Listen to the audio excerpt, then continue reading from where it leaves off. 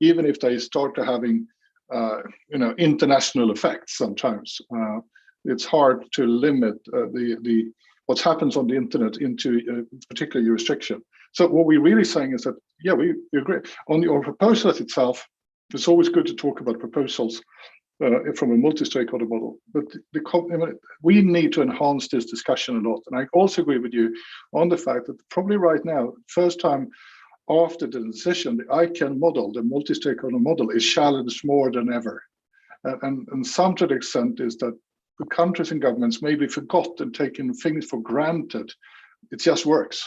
Without thinking about some of the legislations they might come up with will have a severe effect on people's ability to connect to the internet. And I think we have a place there, and I think the community has a place there. We just need to continue to work better together. We have to take that challenge on. So thank you very much, Yrjö. And I wouldn't mind if you said it in Finnish, by the way. I could say the Swedish. Good. Thank you, Göran. Anyone else who wants to comment on this topic, either from the board or the ALAC? No? Good. So, oh yeah, I see Matthew's hand is up. Matthew? Thanks, Leon. I just wanted to say how much I appreciate the words from Yrjö on this, because one thing's for certain is that, and as Göran has said, we do need to work together. The environment is changing rapidly. Some of the things that we may have depended upon, and Yrjö and I go back some ways in the WSIS process and everything else, that the dynamics and the situations are very different now. So I think the more that we can share intelligence and information about what's happening at the local level, the better place we are to promote the multi-stakeholder model and what ICANN stands for, and its value it brings to this ecosystem. So thank you for the suggestion, and very much appreciated. Thank you, Matthew. I see both Sebastian and Maureen's hand up. I believe that Sebastian was first, so I will go to Sebastian and afterwards to Maureen and then Ellen.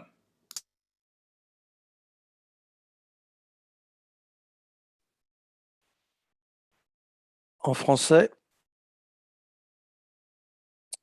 Bonjour.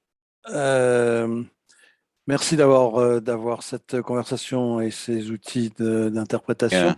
This conversation and those interpretation tools, Sebastian speaking, I totally agree with what Yrjö said, and I would like to add one point.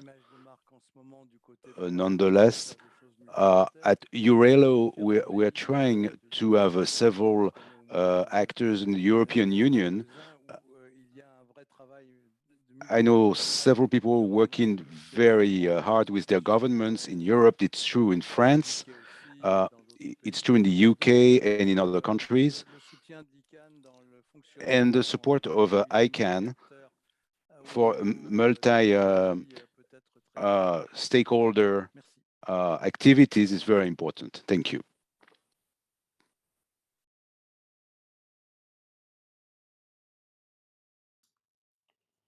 Muchas gracias, Sebastián. Efectivamente, hagamos uso de los servicios. Thank you very much, Sebastián. Let's just use our interpretation services. There's two more hands. There's Maureen and Alan, but I think she prefers Alan to go first. So, Alan, you will now have the floor, and then Maureen will go afterwards. Alan, please go ahead. Thank you very much. Just a very brief comment. Yrjö made reference to a joint GAC-ALAC request going back, I believe, about 6 years on the need for documents and briefings from ICANN in words that don't use any buzzwords for the people who are unfamiliar with what we're talking about. And that includes new GAC members, new at-large participants, and we're still not seeing a lot of that. So I guess I'm just restating the request from, I think Yrjö said ICANN 60. It sounds about right. And it's something we still need on a regular basis, and we're just not seeing it enough. So thank you.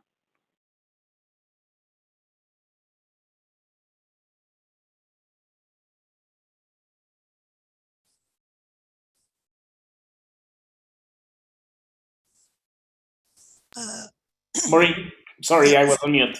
Thank you. I just wanted to, just to confirm, what my team has actually sort of like said today. But if I could just indulge the board for 1 minute, I would really like to take this opportunity to thank Julio Lanzipuro for the brilliant work that he's done as our GAC liaison over these many past years. And this is his final meeting as the GAC liaison. He will be passing the baton over to Joanna Coletta in select future meetings. But I just wanted to make mention that I really appreciated the work that that Julio has done, and just wanted to make that a public announcement today. Thank you. Here, on behalf of the board. Thank you, Maureen. Thank you, Elio. Good. So maybe we can move to the next topic. Could we have the question in the screen, please?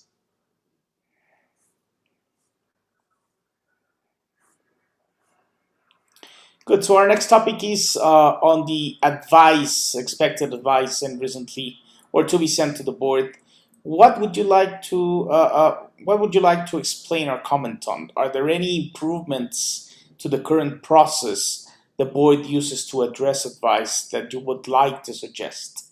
So with this, I would like to, of course, open the floor for our ALAC colleagues to give us their insights. So if we can now switch back to the mosaic mode, that would be perfect. Thanks. So who would be speaking on this first, Maureen? I think it's Olivier. Good, Olivier.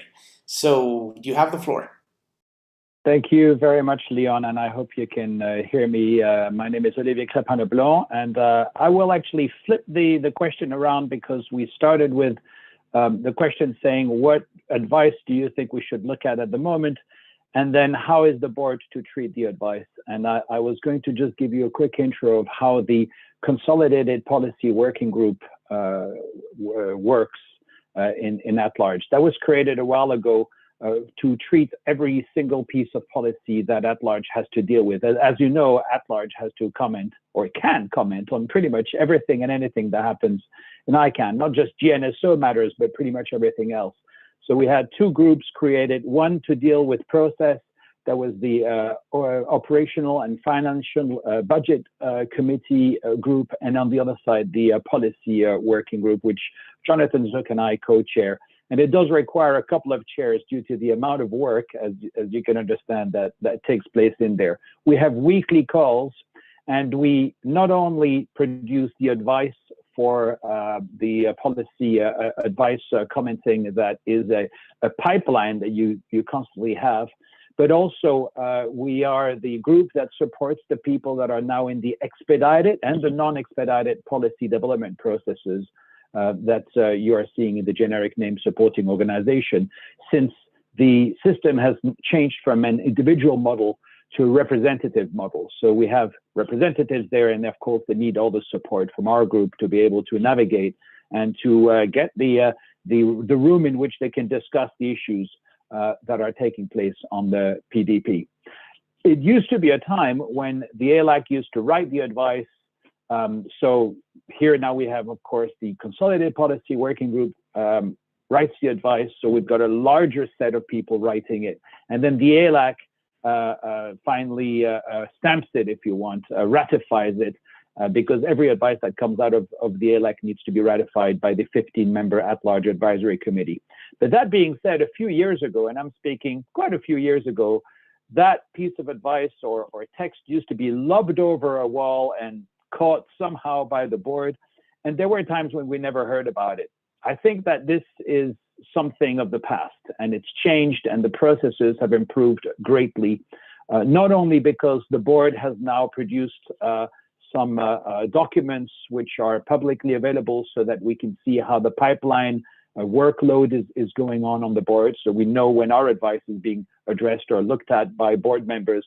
But additionally, because in recent times we've had increased interaction and two-way discussion, and I think that's a really great thing. And today, for example, is one of these days when we will have that interaction with Alan Greenberg, who's going to focus a little more on the expedited PDP, on the GTLD registration data, that good old friend that we've had for quite some time, and focusing specifically on the SSAD.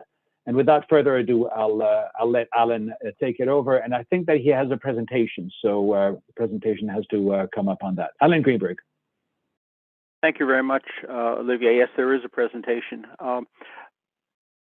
We saw a discussion last week, I guess, with the board on the sub-pro advice we gave, and the board came back to us with a whole slew of questions, which are quite interesting, and we will be responding to them.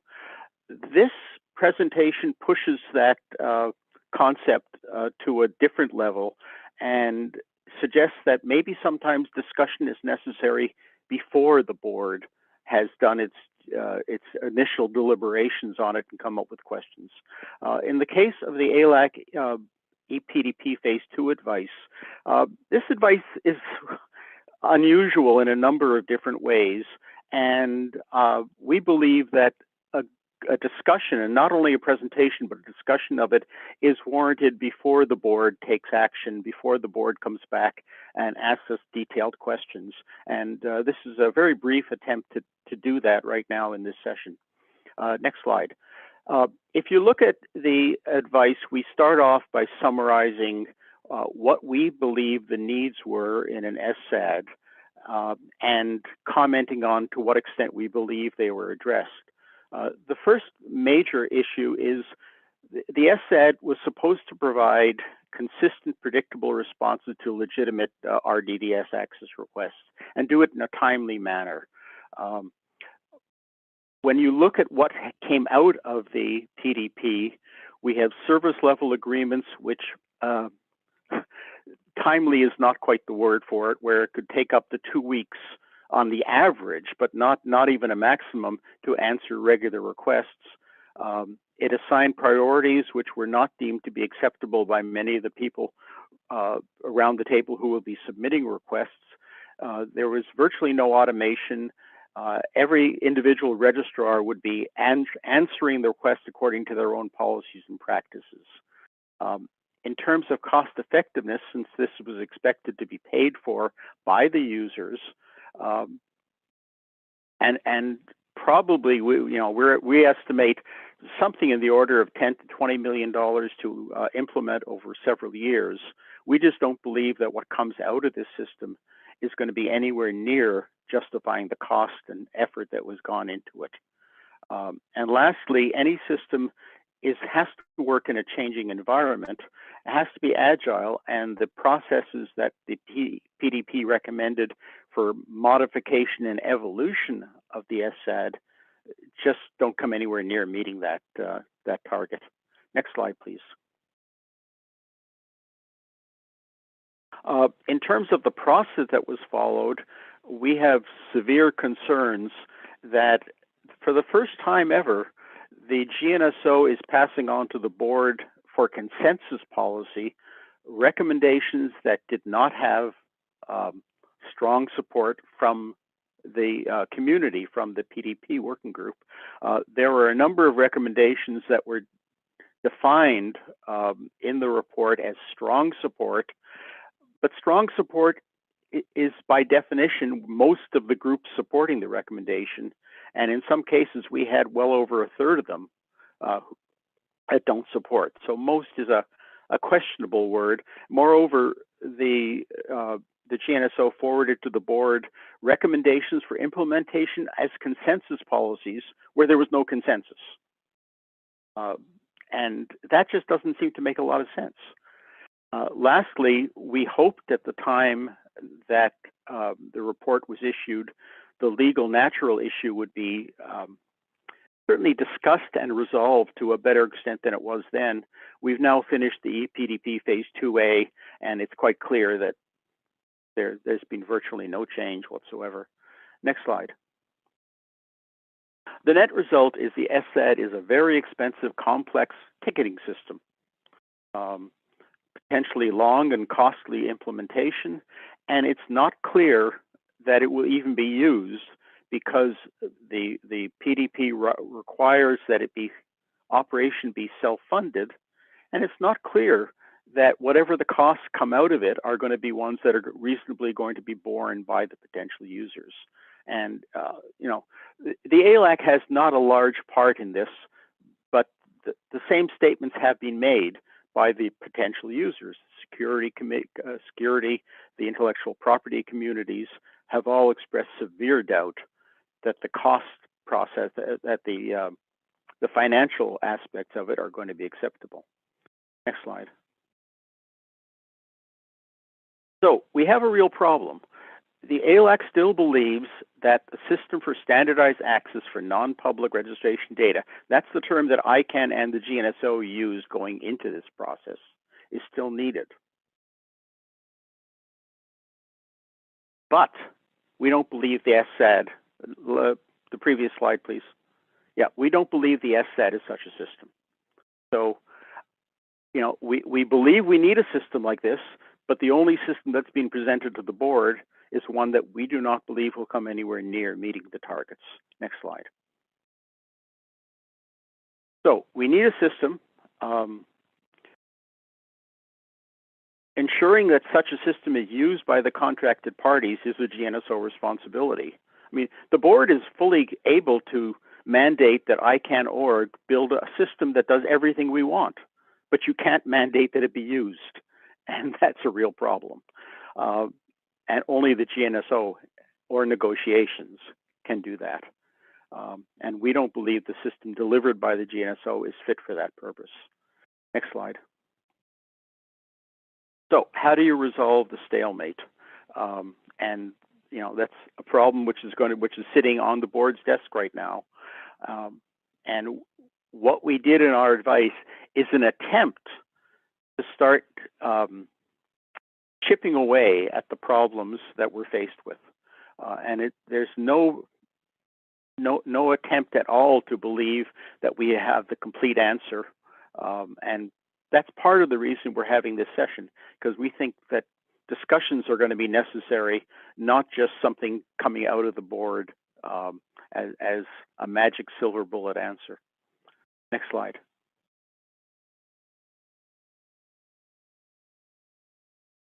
Okay, next slide, please. So our advice consisted of 3 parts. 1, we don't believe the SSAD should be approved because it will involve huge expense, time, and we don't believe what's coming out of it is going to be satisfactory. We believe that the ticketing system aspect of the SSAD is exceedingly important. We want to be able to track what's going on. But that doesn't need to be a system anywhere near as complex. For instance, it doesn't need accreditation. It doesn't need response times. It doesn't need all the difficult parts of the SSAD.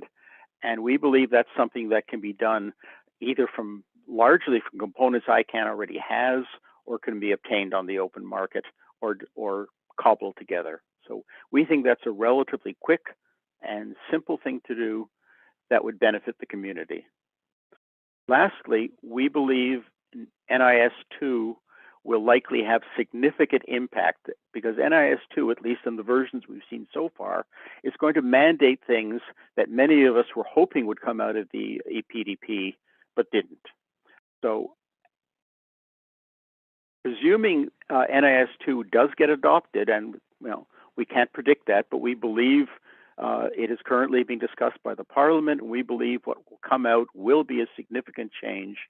But at that point, we're in an other interesting problem. The European registrars and those subject to European law will have to adapt to this, but we'll now have registrars in other parts of the world who can still bypass it all. That's going to lead to a very uneven playing field, And we believe a PDP should be initiated to make sure that all contracted parties are following comparable rules. Next slide.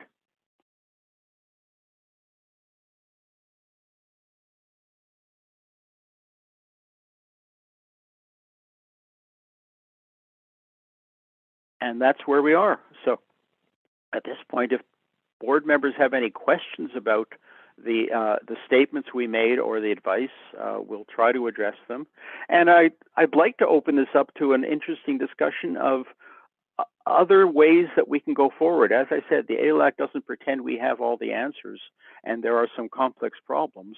And if anyone else would like to raise things, not as board solutions, but as simply ideas that may need to be talked about, developed, and enhanced, I'd be delighted if we heard some of that. And I'll turn it back to Leon. Thank you very much, Alan.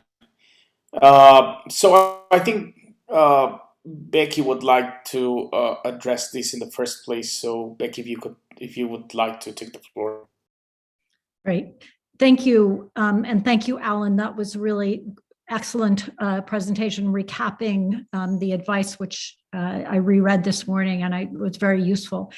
Let me start out by saying that I think everyone on the board had hoped when we adopted the temp spec and went into this process that we would end up with a reliable and consistent and predictable solution for delivering WHOIS data, registrant data, to those with legitimate needs to access the data. That was all of our goal going in.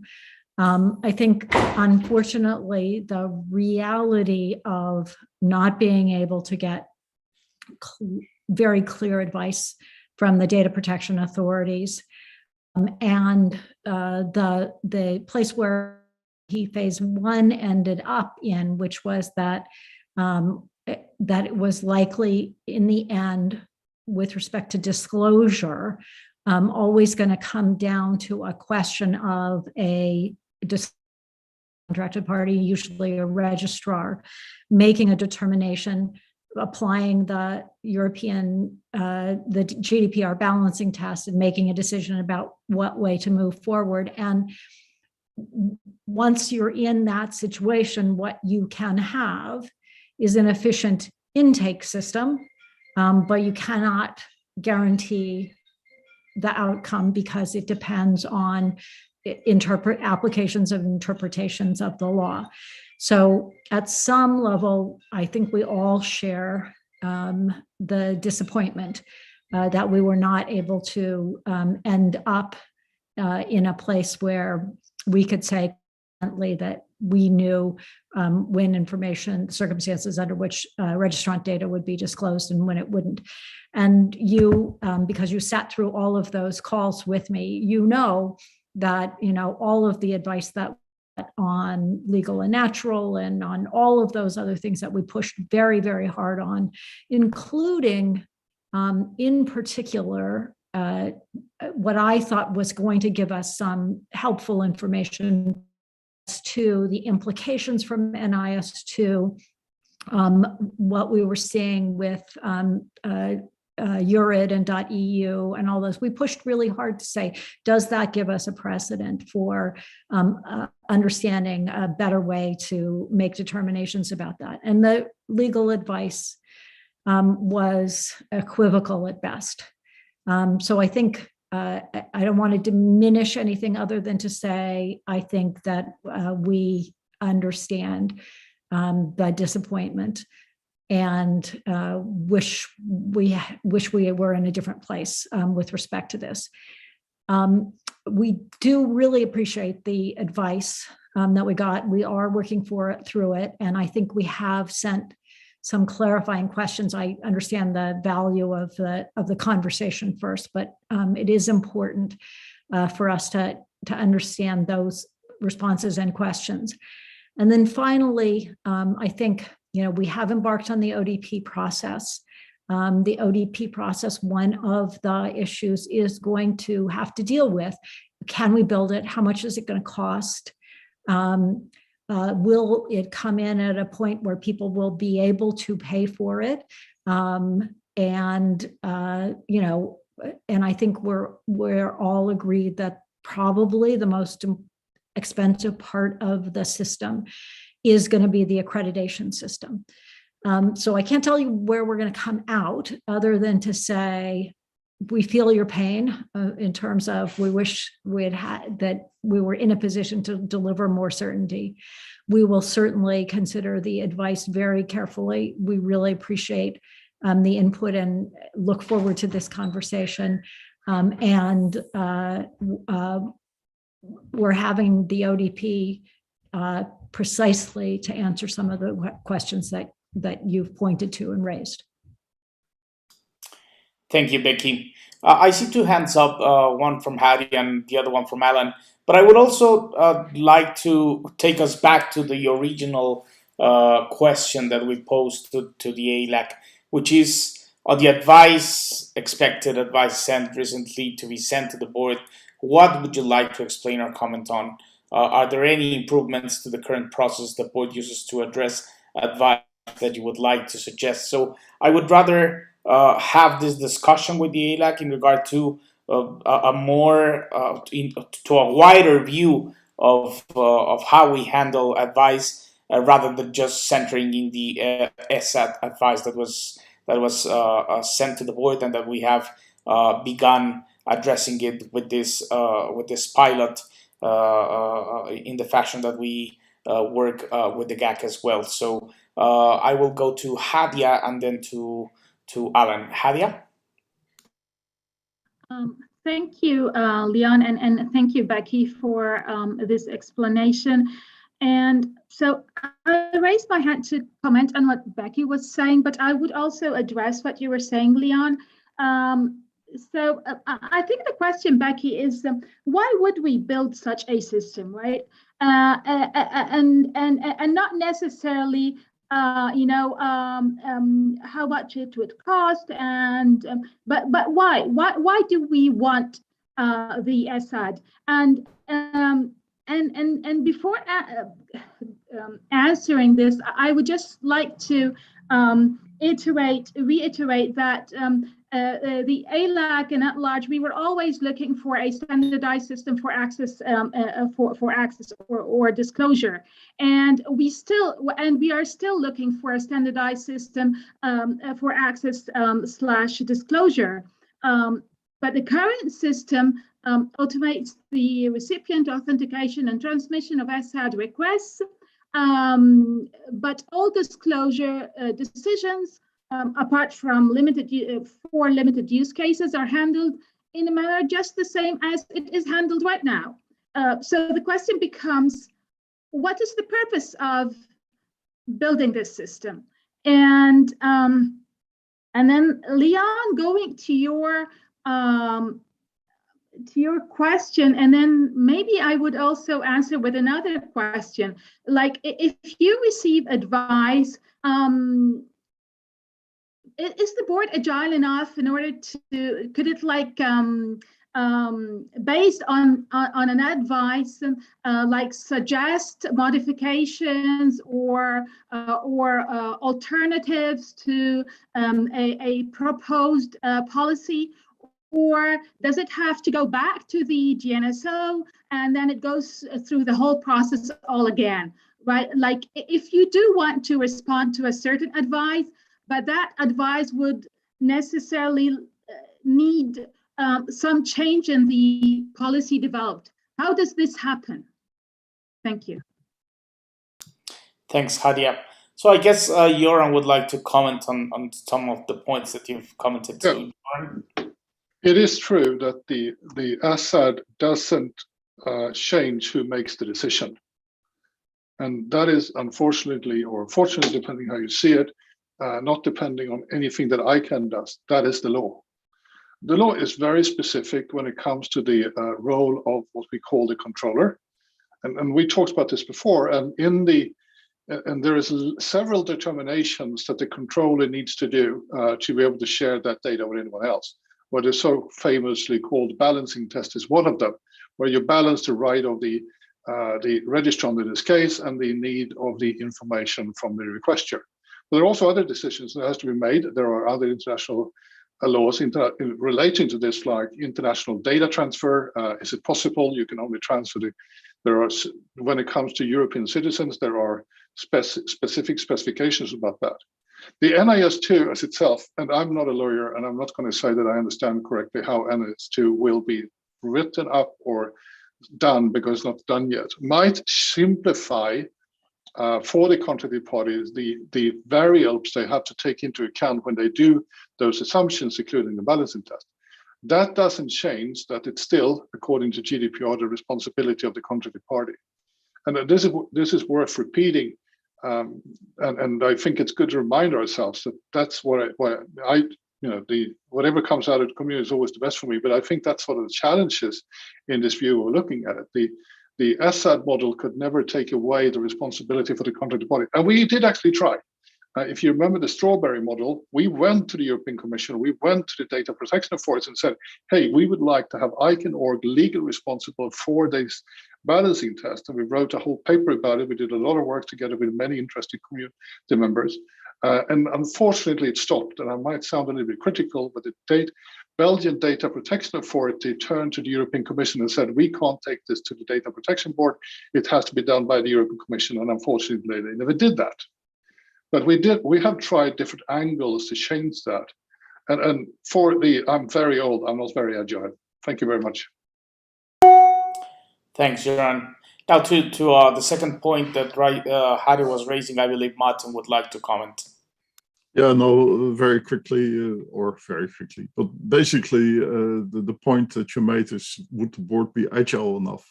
In our thinking, maybe, but we are also bound by the bylaws that have been agreed by the community.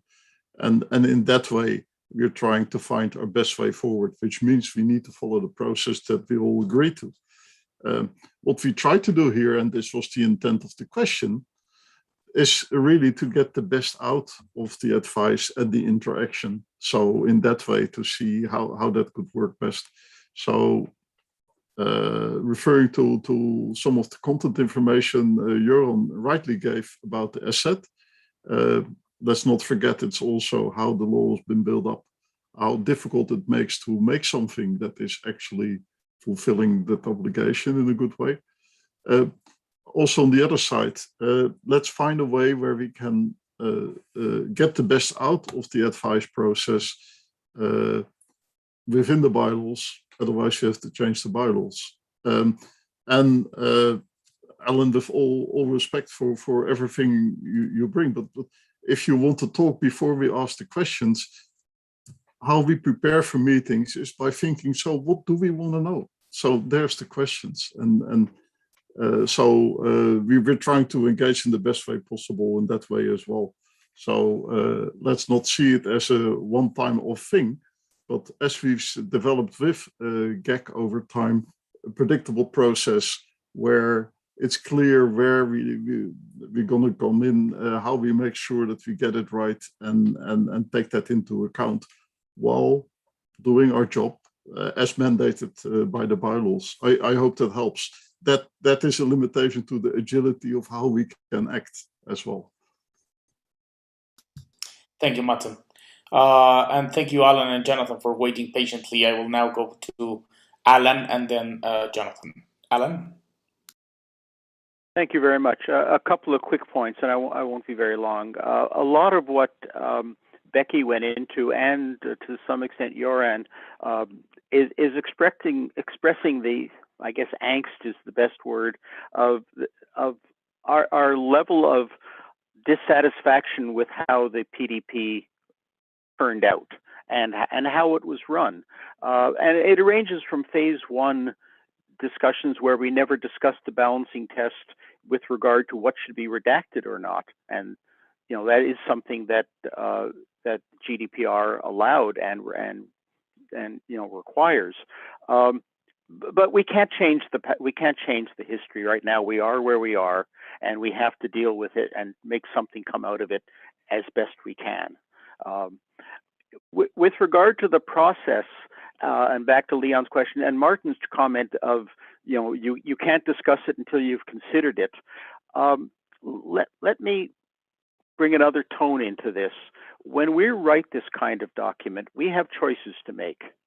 You know, do we do a 3-page document as we did in this case, or do we do a 50-page document going into excruciating detail of exactly what our thinking is behind the conclusions we've come to, and perhaps more detail of possible outcomes?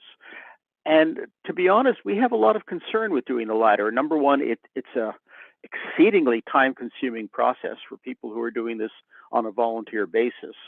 And just editing a 40-page document just takes an almost infinite amount of time. Moreover, there's always the chance that not everyone's going to read it in excruciating detail if you put a long document in. So this time, in any case, we chose to do a very terse, short document. But by definition, it's not going to be complete. And that's why, you know, certainly in my opinion, it's worthwhile having a discussion early in the process, just to make sure that we're getting our message across. And to be honest, a public meeting like this is probably not the best forum for that. But I do believe that early discussion is something that, especially in a complex area like this, can probably yield better results than just documents back and forth, even if it's, and thank you, at least it's not one final document at the very end. Now we're doing things on an interim basis and trying to refine our positions. But I think the earlier we can have discussions of complex issues, the best we are. Now, that probably wouldn't apply to the sub-pro one, which is has so many facets and so many aspects. But for something like this, I think it has merit to consider going forward. And you know, that's really one of the things we're bringing into this discussion. That discussion earlier and oftener is probably likely to lead better results. Thank you. Thank you, Alan. Jonathan. Thanks, Leon. Jonathan Zook here for the board. I can throw my camera on briefly to be more personable. Thanks again for meeting with us. We always value these meetings with the board. I wanted to go back to Leon's question about the advice process generally, and ask a question. I hope in a neutral way with respect to ALAC advice and its juxtaposition to the participation of at-large volunteers in policy development processes. Because we, Olivier and I in the CPWG have worked to try and organize that committee to be a place not just for the generation of advice, but also for the development of positions and the support of volunteers that then are assigned to participate in PDPs, whether it's a representational model or not. That's kind of how we've organized it, and to provide this kind of virtuous feedback loop if the new issues arise or compromises are suggested, et cetera. And that sort of has become the role of the CPWG, is to develop positions, iterate through with the volunteers and their participation in the work groups. And then the and then the public comment process comes out after that. And then the advice process has evolved into almost a kind of an appeal process, or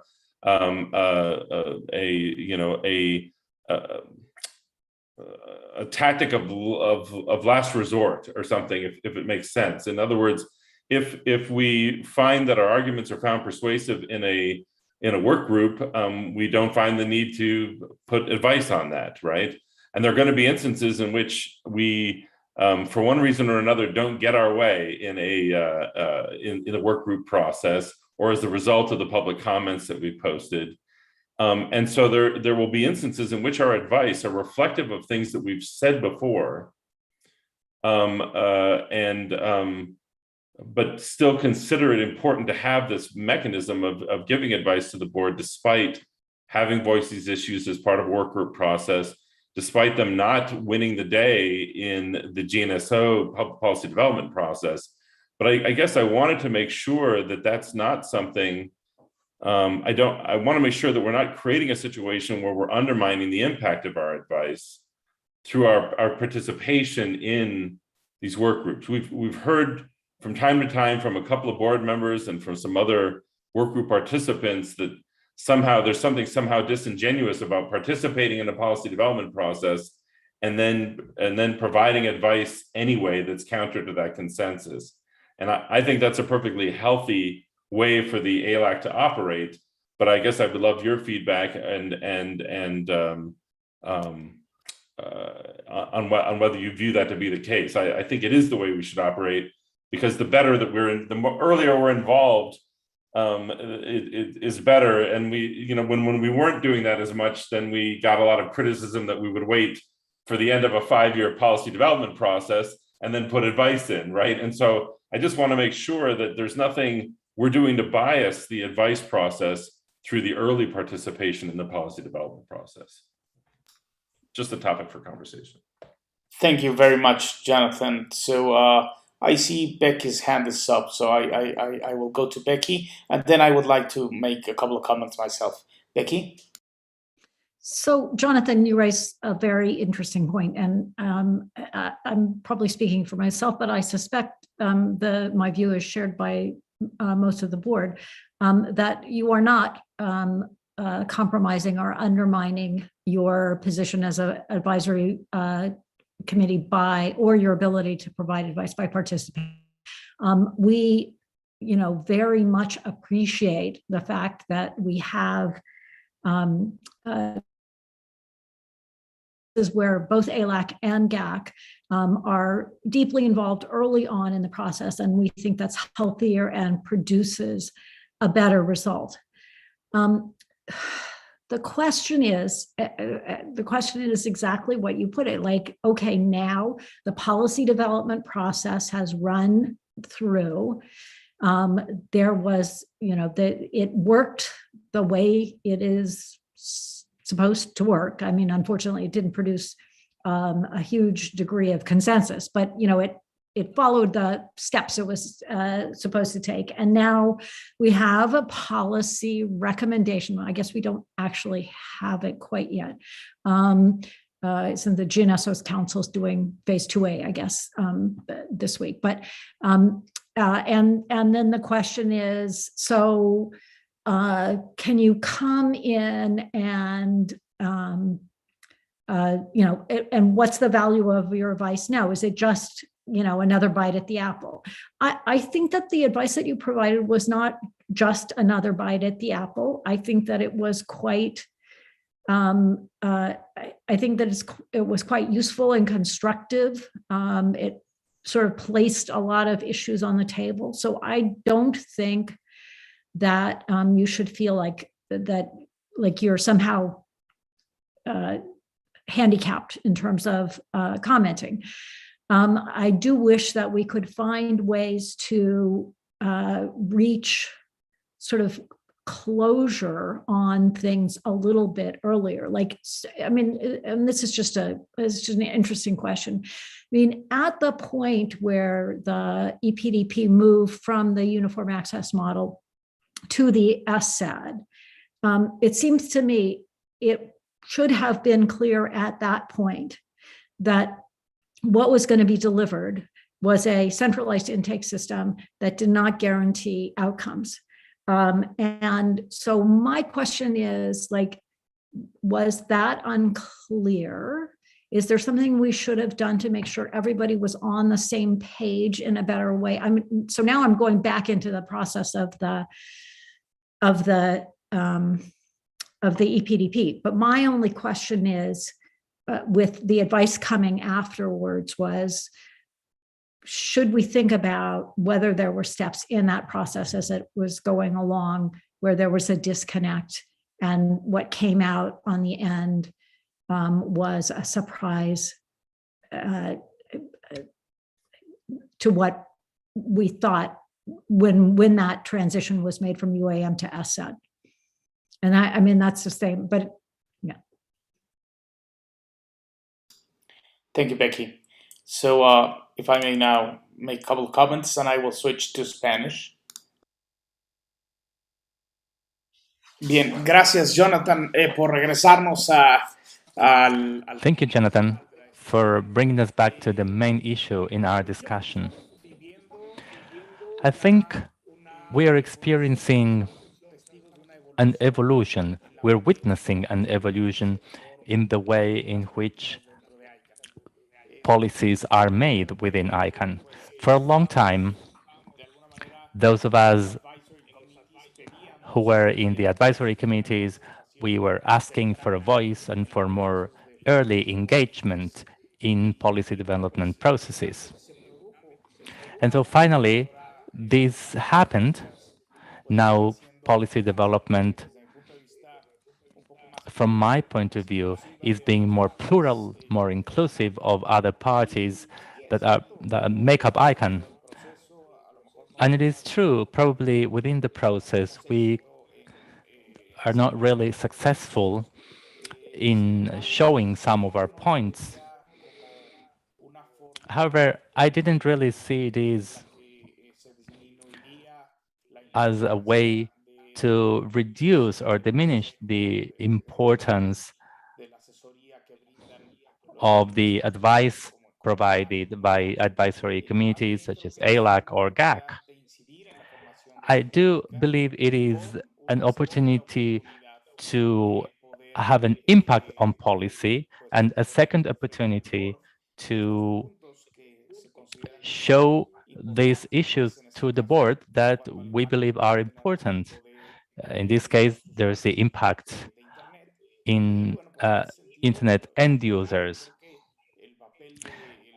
And I think the advice offered by the ALAC to the board is even more relevant because it's not only a committee that provides better knowledge and better precision and accuracy in policy development, but it is also the product of a long discussion within the ALAC and within the at-large community, and I believe this increases the value. Now, if we add the exercise we have been engaged in with the advice recently provided by ALAC to the board, what we see is that the board and the org want to elevate the discussion and to place the advice we receive from the advisory committees in a much better place. I think we need to encourage dialogue. We need to encourage the possibility of having this interaction in the discussion. And in this discussion, you provide us with your advice. We can ask some clarifying questions, and then finally, we can have a better way to consider this advice and add it to the board sessions. Thank you, Jonathan, for bringing us back to the discussion. And obviously, if somebody else would like to take the floor, maybe Martin, if you'd like to say something about this, you can have the floor, and I will be very thankful for this. Thank you. No, just a good discussion, but it's about making things work. I have nothing to add to what previous speakers said. So thank you. It's really about getting things done together, also respect the bylaws, and yeah, in no means that if you feel you're not heard, you can express that. But this is part of the system, right? This is also why the board, every time we get a PDP, the first thing we do is go to public consultation. It's it's built in the process. Avery knows much more about that than I do. Avery. Yeah, I certainly did not raise my hand because I think I know more about it than you do. I did want to add a comment on the whole, is it second bites of apple? I don't think it is. I think it is very, and I think others have pretty much said this, but I want to add one piece. And oh, did I say this is Avery speaking? I want to add one piece that it is important that you participated. It is important that you repeated the things that you had said before and you don't think were taken properly into account. And I think that that is a critical thing. And you may have other advice too, which you hadn't spoken of. And I think what that places on us is sort of the duty to make sure that the things that you spoke of in the PDP have indeed been discussed and dealt with. Then there becomes a question, did they deal with them properly? And that becomes a separate question. But there really is an absolute requirement of the GNSO Council and of the PDP to have addressed it, even if they addressed it incorrectly. So there's really two different issues going on here. Was your advice taken seriously, considered, understood, and you know, dealt with in one way or another? And then is there an issue in your advice that even though it was dealt with, it still represents a problem that hasn't been dealt with? And I just wanted, so I really wanted to say that I don't see it as a second bite of the apple. I see it more as, see, we took a bite of the apple and it still hasn't been taken care of and such. So I hope that helps and doesn't confuse things more, but I really see that as what is incumbent on us as a board. When we have the PDP, we have the recommendations that were, you know, especially those that were supermajority recommendations. And then we have, but we discussed this and you didn't take care of it advice. So I think that that's very, I also think it's great, now just reiterate, that you send a short one and we do the iterations that Leon spoke of. And we go through and make sure we get to the point where we understand each other, as opposed to you spending forever writing 50 pages, where we would have even more pages of clarification, I would assume. Thanks. Thank you very much, Avery. We have exhausted the allocated time for the meeting, so I would like just to give the chance to Jonathan if he wants to close the discussion on this topic very quickly, Jonathan, and then would go back to Martin to adjourn. So, Jonathan? Thanks, Leon. I didn't mean to try to get the last word, but it is an interesting question for us in the CBWG and then in turn the ALAC.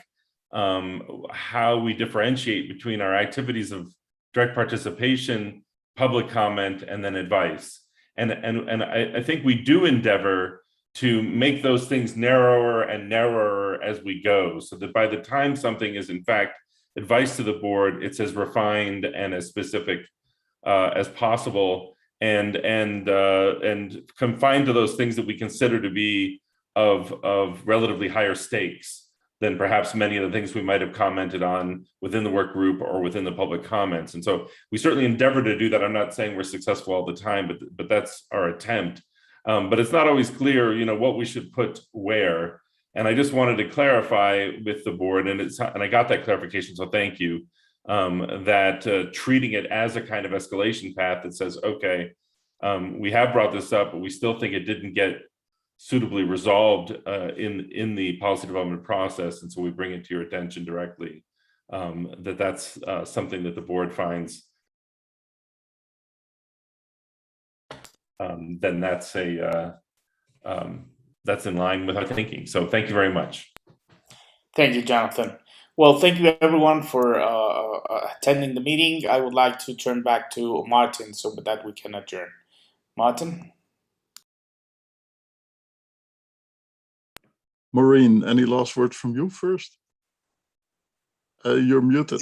Thank you, Martin. I just wanted to say thank you so much for allowing us to attend today and be involved in such a productive discussion. And we really appreciate that we've been given an opportunity to share what are our interests and concerns, and we're certainly looking forward to our next future meetings. Thank you. Yes. From our side, also high appreciation of the way you fly. And basically, you want to add something. How can you add it best? And that is what we all are striving for. In fact, the board itself is seeking for that as well.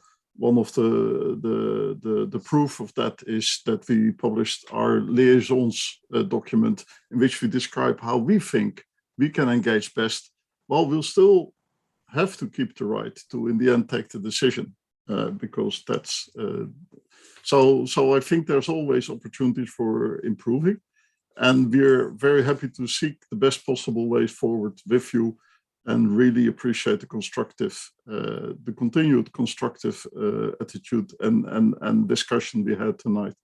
So with that, 7 minutes over time. Thank you. But there so were 7 much. good minutes. So this meeting is adjourned. Thank you so much. Thank you. Thanks everyone. Bye-bye. Bye-bye. Recording stopped.